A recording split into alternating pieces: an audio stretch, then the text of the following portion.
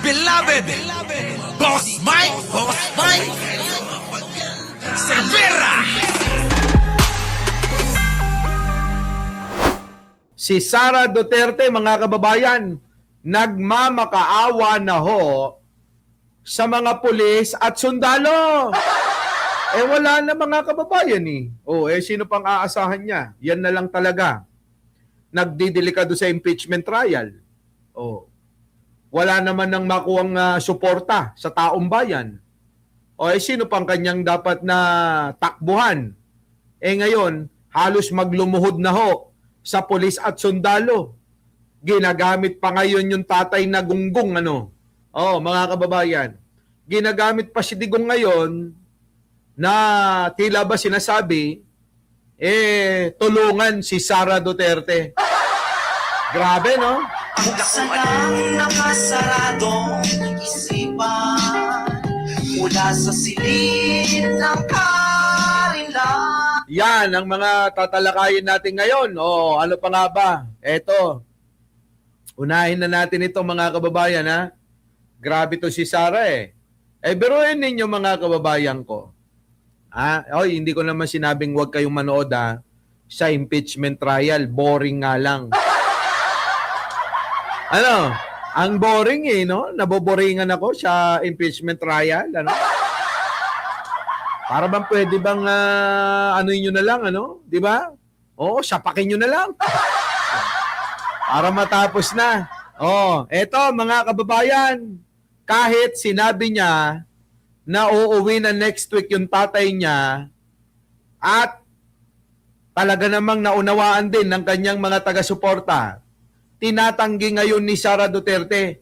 Wala akong sinabing ganyan. Ilang beses na ba nating narinig si Sara na magsinungaling? Wala daw siyang sinasabing ganun lagi, di ba? Wala akong sinabing papatayin ko, ipapapatay ko, wala daw. Wala akong inutosan. Ganun, di ba? Sinungaling talaga to Etong hindi alam yung paksulay ka ang alam lang paksulay ka daw. Eto na, tinatanggi na ho, mga kababayan, pasok. Ako sinabi doon sa speech ko na lalabas sa CPRD next week. Hindi ko alam kung saan nagsimula yung ganon, pero definitely wala doon sa transcript na nagsabi ako na lalabas na si PRD. So ibig mo sabihin, mga bobo talaga yung mga taga-suporta mo, ganun ba? Di ba? Bobo talaga kayo. Si Sara na mismo ang nagsasabi, bakit kasi nilabas-labas nyo? Unang-una, hindi galing sa kampo namin yan. Hindi galing sa kampo natin to, Arnold Lopez, alam mo yan. Sa kanila galing yan. Di ba? Ang liwa-liwanag na sinabi niya uuwi na si PRRD next week. Di sinakyan ng mga gunggong. Wala nang fact check. Basta sinabi ni Sara, paniniwalaan nila. Di po ba, mga kababayan ko? Ayan. Ang tinamo. Paano na ngayon ito? Itinanggi ni Sara na hindi daw niya sinabi na naman. Di ba nga, yung kanyang mga taga-suporta, grabe, mga kababayan tignan nyo ho, mga kababayan. Tuwan-tuwa na ho sila Yes! di ba? Uwi na sa Tatay Digong! Uwi na sa Tatay Digong! Yes! Kita nyo? Yes! Di ba? Yes! Salamat, Lord! Salamat! Nakita nyo, mga kababayan, kung gaano kagunggong tong mga ito. Bobo! Mahihina ang ulo. Kaya nga sabi sa isang vlog ng bata, kapag ka daw tinawag kang DDS, parang package deal na yon ng isang mangmang na halo-halo na sama-sama. Ganito ho tingnan nyo mga itsura. Di ba? Ganyan ang itsura nila, mga kababayan. Wala na hong wala nang fact check, wala nang research. Basta maniniwala na sila sa sasabihin ni Sara Duterte. Ayan. Tignan nyo, mga kababayan, yung itsura. Ganito ang itsura ng mga mangmang. Bobo, tanga. Yan, madaling maniwala. Uto-uto. Ayan, mga kababayan, Ganito ang itsura ng mga mangmang, uto-uto, sinto-sinto. Ha? Yan, oh. Tingnan nyo, yung mga DDS. Tingnan nyo yung itsura, oh. Ayan, oh. Oh. Yes! Yes! Uwi na sa Tatay Digong! Uwi na sa Tatay Digong! Yes! Diba? Yes! Diba? Yes! Salamat, Lord! Salamat! Oh, 'di ba mga kababayan ko? Ganyan nila ginagawang mga siraulo yung mga DDS na sumusuporta sa kanila. Ganito, ganito. Yan, ganyan. Yan ang itsura ng mga DDS na naloloko nila. Oh, kita nyo. Oh, eto pa, mga kababayan ko. Oh, tignan nyo, mga kababayan ko. Dahil gigil na gigil yata sa atin to eh. Oh, tignan nyo. Bobo talaga rin itong vlogger na to eh. Oh, bobo, tingnan nyo, vlogger lang, hindi pa alam ang spelling. Kaya wag na kayong magtaka kung hindi niya alam ang pagbasa ng huge. Kasi yung vlogger lang, hindi pa alam ang spelling. Tangina mo, bobo mo. Oh, ngayon sasabihin nyo, sino bobo ngayon? Ha? Eto na ebidensya, oh. Oh, sino ang bobo? Yan, sila, mga bobo yan. Tingnan nyo. Spelling pa lang hindi na alam. Oh, ano sabi rito? Sige, pagbigyan na natin. Oo. Pagbigyan na natin si Huge. Hoy! Hoy, Huge! Mag-aral ka nga uli. Tayo na to si Huge, oh. Huge! Hoy! Huge! Alam nyo, siguro nahihiya na siya sa itsura niya kaya hindi na nag-aral ito eh. Malamang ito, mga kababayan, kawawa sa pambubuli ng mga kaklase. Oo. Si Huge, oo. 'Di ba? Malamang ito, laging binubuli ng mga kaklase. Oo. Sabi siguro, uy, damulag! Uy! Uy, damulag! Nasaan na si Nobita? Wag kayo ngayon, si Nobita, nandun pa sa kanilang bahay! Eng! Hoy, damulag! Magkalat ka nga uli! Hindi ka marunong mag-spelling! Hindi ka rin marunong babasa! Pagilagyan, ano? Di ba si Damulag at saka si Nobita? Si Nobita, oo. Hoy, Huge! Hoy, mag-aral ka daw maigi, ha? Balik ka sa eskwela, hayop ka. Tatanga-tanga ka. Oh, mali-mali pati vlogger lang, hindi mo pa alam ang spelling. Oh, sabi rito. Sige, pagbigyan na natin, ha?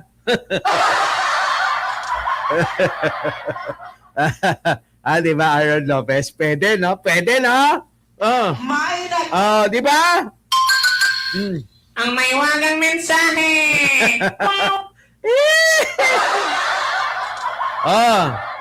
Parating nyo kay Huge. Huge! Uy, tingnan mo, mahiya ka naman, oh. Oo, yung spelling ng vlogger mo, mali-mali. Eto na, mga kababayan ko, ha? Hindi naman yan na typo, di ba? Yung mga typo, mga kababayan, halimbawa, yung mga letra, katabi niya napipindot ninyo. Kakamadali, di ba? Oh. Di ba, no? Oh, Miss Malupit, ano? Oh. Pero eto, mga kababayan, tignan nyo naman. Oo, vlogger. Muntik nang naging blogger. Oh, sabi rito, yung vlogger ang ibig niya sabihin diyan. Sige, pagbigyan na natin, ha? Pagbigyan na natin. Yung mga vlogger na nagsabing magpapaputol ng leeg pag nakauwi si Tatay Digong, humanda ka na, ha? Hindi ulo, titi, ulo ng titi yung sinabi ko. Liig ng utin. Ay, nako, ewan ko ba mga kababayan, ano? Ito ba yung mga pinagmamalaki ninyo, mga DDS? Mas matalino pa kayo din eh. Oo. Yung mga DDS, ano? Hindi, maniwala kayo. Yung mga DDS, naniniwala kayo sa mga vlogger nyo, ganyang kabobo. Sige nga ho. Kayo na humusga. Kayong mga DDS, ano? Ha? Oo. Kayo ng mga DDS. ang humusga kung gaano kabobo itong mga pinapanood ninyo, pinaniniwalaan nyo't, kumakadnyot. Kumakanyot ng minor de edad. Ayan, tingnan nyo mga kababayan. Mga DDS, alam ko namang nanonood kayo lagi dito. Kaya nga kumakalat yung mga video ko eh. Di ba? Ayan, ayan. Nakita nyo? Ano na, paniwalang-paniwala rin tong bobo na to na nauuwi na raw si Digong. Sinabi na nga natin papaputol natin yung utin natin pag nakauwi kaso ano kayang gagawin ng mga ito? Naniwala kay Sara ngayon si Sara pinagkakaila ni Sara, mga kababayan. Balikan natin si Sara. Ako sinabi doon sa speech ko na lalabas sa CPRD next week. Hindi ko alam kung saan nagsimula yung ganon, pero definitely wala doon sa transcript na nagsabi ako na lalabas na si PRD. Kita nyo? Or lalabas na si PRD next week. Dahil alam naman natin lahat at nakikita natin sa ICC website yung schedule ng kanyang kaso. At makikita natin na walang schedule ng hearing, ng release. So tinanggi ni Sara, di ibig sabihin, mga bobo nga yung mga taga-suporta niya, di ba? Mga kababayan, bobo yung mga taga-suporta niya. Pinagkalat di ba? Pinagkalat mga kababayan. Ano sa tingin niyo diyan? Di ba? Alangan naman na mga kababayan yun gawa-gawa natin. Sila ang may gawa niyan. Di ba? Sila ang nagkalat niyan. Hindi tayo. Sila ang nagsabi na makakalaya na daw si Digong. Lahat sila nag-content. Lahat ng mga DDS. At tuwan-tuwa silang makakalaya na raw. Paano ngayon ito? Si Sara Duterte mismo nagsabi na hindi, nasa website. Putang ina kasi, nambudol ka. Sa totoo lang, yung pagkakabigkas niya, yun talaga yun Di ba? Ginagawa lang kayong tanga nito, nagsisigawan pa nga yun ng tao Bring him home! Gumaganon pa, di ba, mga kababayan? Paano kayo ngayon? Ang meron lang schedule ay yung kanya trial proper. Kita nyo? Meron pang trial Kasi yung mga DDS, advance mag-isip. Bakit kanyo? Bakit kanyo? Maring Joey, bakit kamo? Paano hindi mag-advance mag-isip yan Pinake news na naman nila pati si Trump. Na hinihiling daw kay Pangulong Bongbong na magbitiw sa pagsuporta sa ICC. Ay! Huge. Sa huge. Sa Hague. Yung Hague, Yung huge, yun, Tangilang bobo ng vlogger nyo. Putang na, kundi ngongo, bobo. Kung hindi bobo, hindi marunong magbasa. Kung hindi marunong magbasa, hindi marunong mag-spelling. Di ba? Napaka-basic naman yan. Katauhan niya na yung pagiging vlogger, pati spelling, hindi pa niya alam. Baka nga tama yung sinasabi ninyo Nyulo na pati yung spelling ng pangalan niya, hindi niya alam kita nyo mga kababayan ko, nakakahiya tong mga DDS. Tapos si Buday, ayan, ingangaya. Tapos ito, tingnan nyo. Yes! Ganyan nila niloloko, tingnan nyo yung itsura, mga kababayan ko. Ang papangit na nga mga kababayan, bobo pa. Kaya mas pipiliin ko ng maging pangit, mga kababayan, wag lang matawag na DDS. Ako, mga kababayan, tawagin nyo na akong pangit, wag lang DDS. Dahil feeling ko pag tinawag nyo akong DDS, lahat na package deal na yun na pang-iinsulto. Di ba, no? Pagka tinawag kang DDS, lahat na nando doon. Bobo, tanga, mangmang, uto-uto, sinto-sinto, siraulo, may topak, ganun. Package deal ba? Package deal ano, ha? DDS ka. Pag sinabing yak. Ewan ko, mga kababayan ko, itsura, oh. Uwi na sa Tatay Digong! Uwi na sa Tatay Digong! Yes! Mga siraulo. Yes! Diba? Yes! Mga baliw, no? Lord! Salamat! Tingnan nyo, pinaniniwalaan yan, mga kababayan. Baka akala ninyo. Pinaniniwalaan itong mga ganitong mga klaseng content. Pinaniniwalaan ng mga kapwa nila DDS. May iyak-iyak pa yan, oh. Ayun, yes! Uwi na si Tatay Digong! Yes! Tapos mayroong mga umaano doon, no? Kung nagko-comment, Amen! Thank you, Lord! Hallelujah! Praise the Father! Walang yan, mga kababayan ko, yung mga ginagawa ni Sara Duterte sa kanyang mga taga-suporta. Kakaiba talaga, mga kababayan, ano? Kakaiba. Eto na, dito na tayo, mga kababayan ko. Nakaw! Sara Duterte. Eto na. Pakinggan natin to, mga kababayan, ha? Sara Duterte uli. Nagmamakaawa na ho sa mga pulis at sundalo. Pakinggan nyo. Po si President Duterte.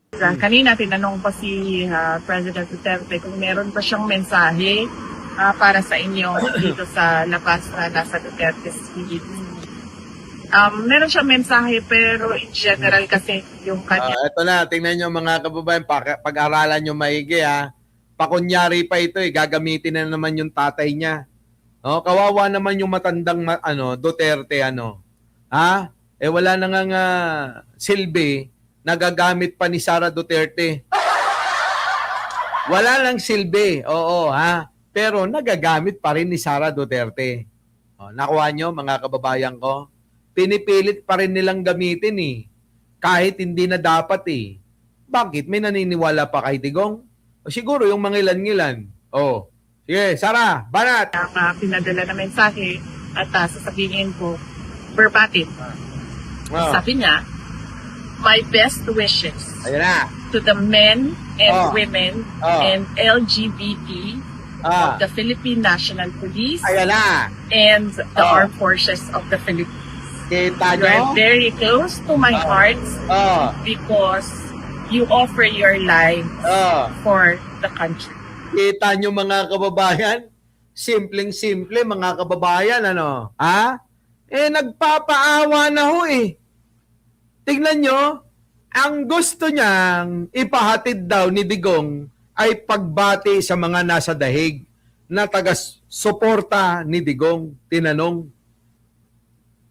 Biglang ang banat, Doon lang sa mga pulis, babae man lalaki, bakla tomboy, abay, yun yung binigyan ng atensyon daw ni Digong. Di ba? Obvious, di ba? Itatanggi niya ulit ito bukas. Malamang. Kita niyo, mga kababayan ko, pot-pot, Delia Rosario. Shoutout sa inyong lahat, di ba? Yan, si Sara Duterte. Maliwanag ho, Nagmamakaawa na si Sara Duterte sa tatay niya. Ay, sa mga pulis at militar. Yun, ginagamit lang ni Sara. Tingin ko, hindi naman sinabi ni Digong yan, Ako, naniniwala ako, gawa-gawang salita lang ni Sara yan. Gano man lang sana kung totoo, di ba? Baka naman pwedeng mag-voice record man lang kung pwede, kung hindi bawal. Di ba voice record lang? Sa aking mga tatanga-tanga na taga-suporta. Isama na rin natin ang mga bobo at siraulo. 10 ng mga sinto-sintong 80-80. Makinig kayo sa sasabihin ko. Ako, si Rodrigo Roa Duterteng walang love life. Nais kong ipahatid sa inyong lahat, na aking mga taga-suporta, sa mga taga-suporta kong tanga, taga-suporta kong bobo, taga-suporta kong sinto-sinto, taga-suporta kong uto-uto, taga-suporta kong mga mangmang, na mahal ko kayo. Ay, kinagyan. Di ba? Kung meron sanang ganun, di okay. Pero nga, wala Mga kababayan, galing lang kay Sarah. Na tila ba man nagsasabi, mga kababayan, na, mga pulis, mga AFP, tulungan nyo na ako na mag-revolusyon kayo para sa akin. Agawin natin ang kapangyarihan ni Bongbong Marcos. Parang ganun simpleng-simple yun, mga kababayan. Na na pamamaraan para magpahiwatig. Kasi hindi naman po pwede na rektang sabihin ni Sara Duterte na kayong mga militar, mga polis, samahan nyo na ako. Tayo ay mag-aklas, tayo ay magbitiw sa pagsuporta sa inyong Commander-in-Chief na si Bongbong Marcos. Tayo ay mag-aklas na, magrevolusyon tayo. Naku, di may kaso si Sara nun. Kaya, in a nice way na hindi halata, kunyari, etong salita na binabati daw yung mga taga-suporta, pero wala namang binanggit na mga sibilyan. Puro mga men and uniform lang yung binanggit ng gaga na yan. Di ba? Ay, naku, ewan ko ba. Ayan, maliwanag yan mga kababayan. Our beloved Boss Mike Sevilla.